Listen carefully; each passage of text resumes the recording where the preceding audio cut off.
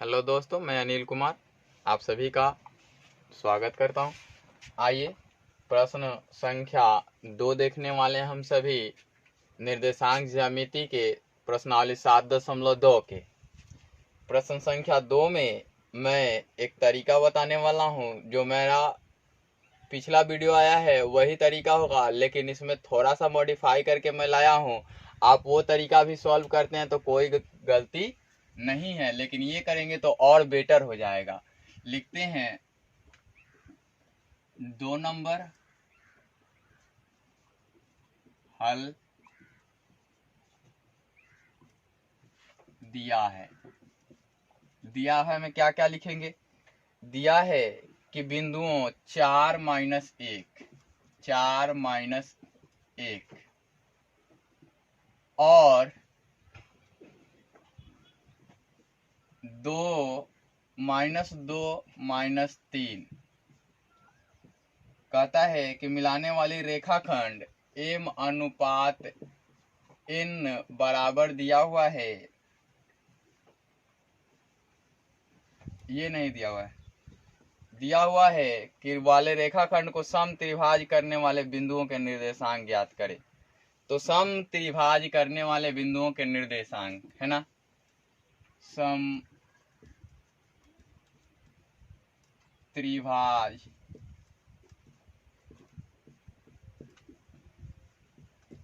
करने वाले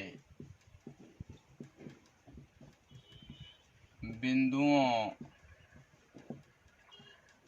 के निर्देशांक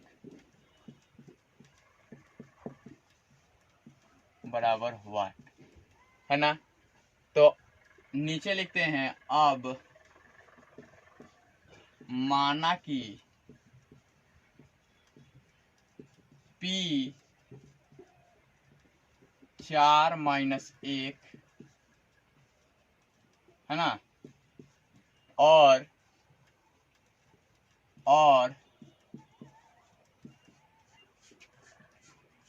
Q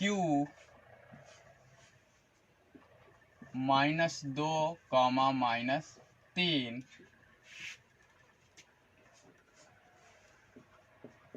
साथ ही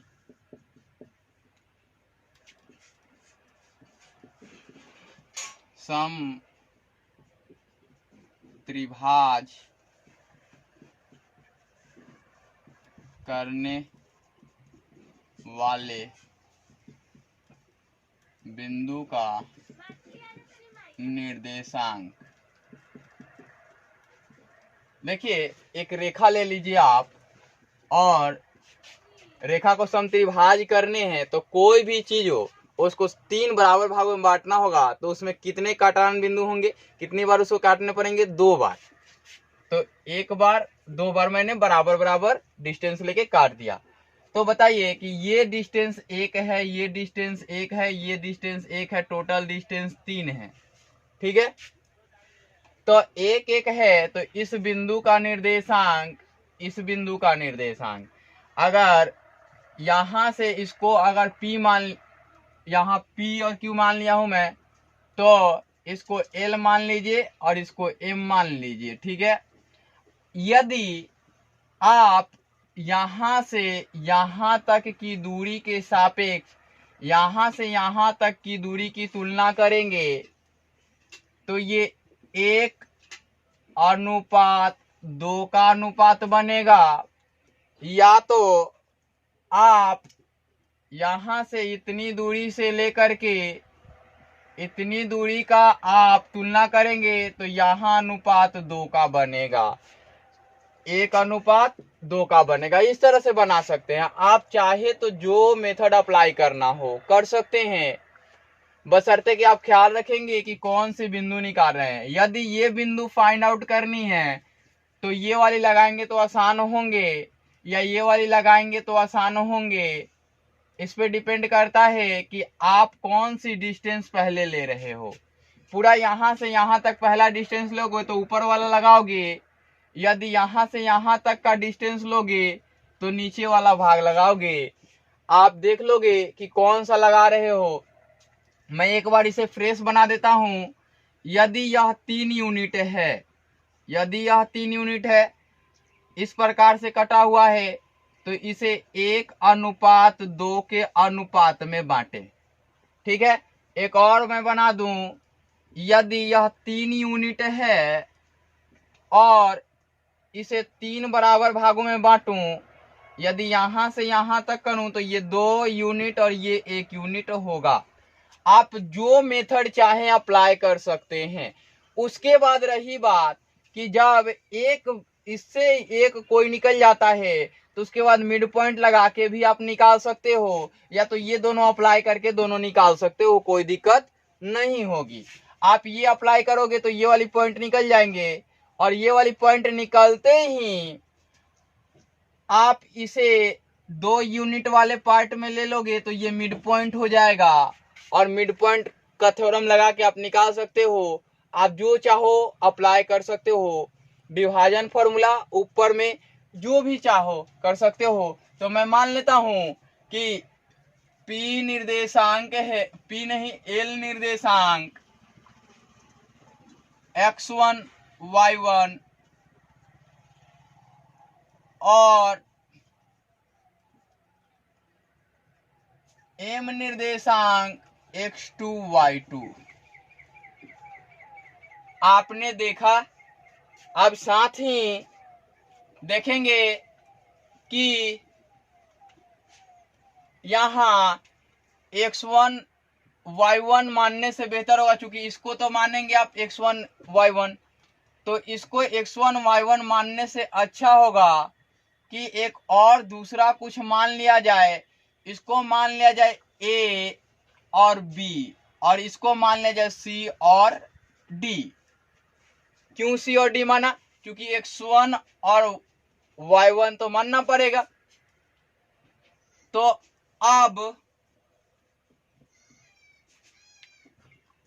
यहां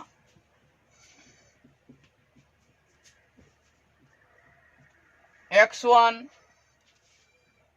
बराबर -4 है, और x2 बराबर क्या है? 2 है माइनस में। अब ये आपने देख लिया। y1 बराबर कितना है? -3 है, -1 है। y2 बराबर -3 है। अब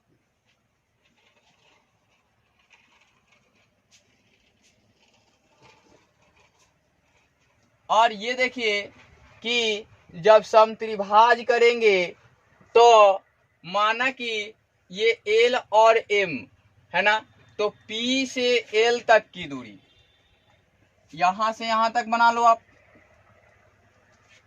1 2, इसको P, इसको Q, इसको L, इसको M कर दिया आपने, है ना। तो आपको PL अनुपातिक बांटना है QL का, है ना। तो PL और QL कितना होगा? 1:2 हो जाएगा। हो जाएगा या नहीं हो जाएगा? हो जाएगा। अब आपने देखा कि ये PL और QL मिलके 1:2 का अनुपात हुआ, और आप चाहें तो फिर लिखें PM अनुपात, क्या लिखेंगे? PM अनुपात MQ बराबर, या इसको LQ कर लें, बराबर 2:1 का अनुपात होगा। होगा ना कि नहीं होगा? होगा। अब मैं इसको मिटाऊं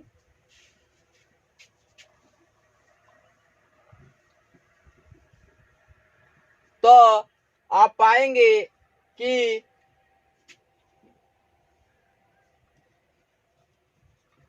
अब दूरी सूत्र नहीं, आंतरिक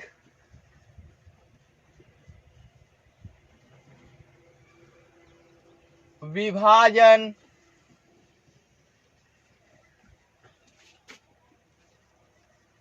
प्रमेय से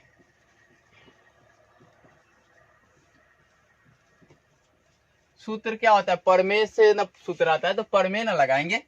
तो आइए देखते हैं यहाँ x1 क्या है। अब देखिए कि यह m और n का अनुपात है ना। तो इसको यदि m और n लें तो देखते हैं दूरी सूत्र पर में क्या होता है कि m और n का अनुपात, लाइक m और n है ये, है ना। चलिए तो होता है x2m प्लस x1n अपॉन में m प्लस n। किसके लिए भाई, तो मैं चल रहा हूं निर्देशांक l के लिए, तो l a b निर्देशांक, फिर x y2 m plus y1 n upon में m प्लस n। आपने देखा। अब चलेंगे तो एल ए बी निर्देशांक करेंगे क्या, x2 का मान देखिए यहाँ कितना है, -2 है, और इंटू 1 प्लस x1 का मान कितना है, 4 है, और n का मान 2 है, 1 + 2 कामा, y2 का मान -3 है, और इंटू m का मान 1 है, और प्लस y1 का मान -1 है, और n का मान 2 है, अपॉन में 1 + 2। एल ए बी निर्देशांक यहाँ करेंगे तो -2 और +8 आएगा, तो 6 अपॉन में 3। यहाँ करेंगे तो 3 और 2 5 अपॉन में 3, -5 अपॉन में 3, यहाँ से आएगा 2। तो इसलिए एल ए बी निर्देशांक 2,5 अपॉन में 3, है ना। एक आंसर तो आ गया। अब दूसरे के लिए करेंगे क्या, फिर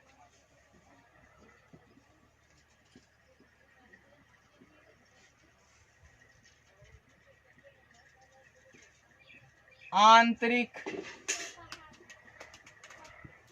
विभाजन प्रमेय से। आंतरिक विभाजन प्रमेय कहता क्या है, आंतरिक विभाजन प्रमेय कहता है कि MCD निकालने हो आपको, तो इसका निर्देशांक होगा x2।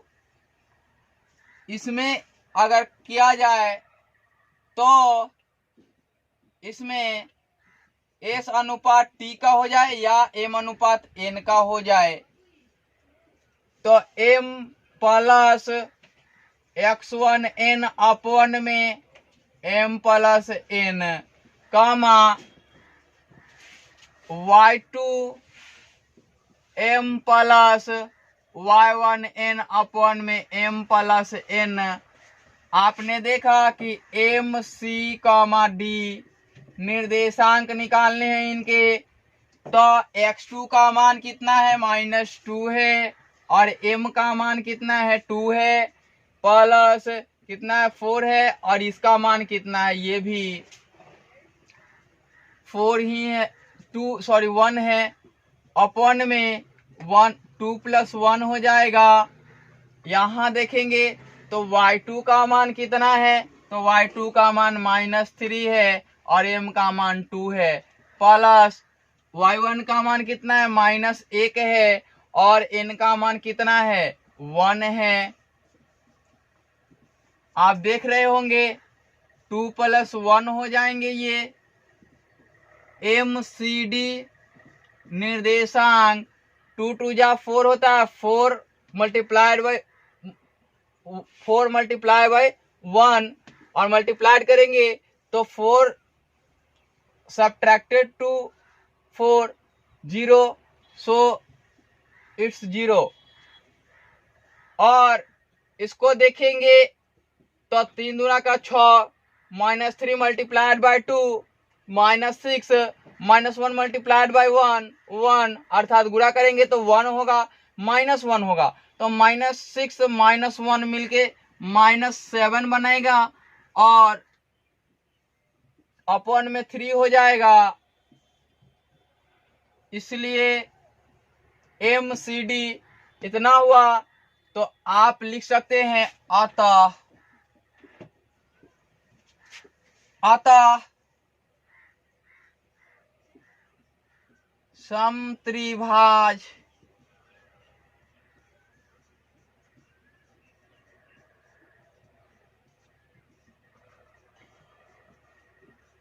करने वाले बिंदु के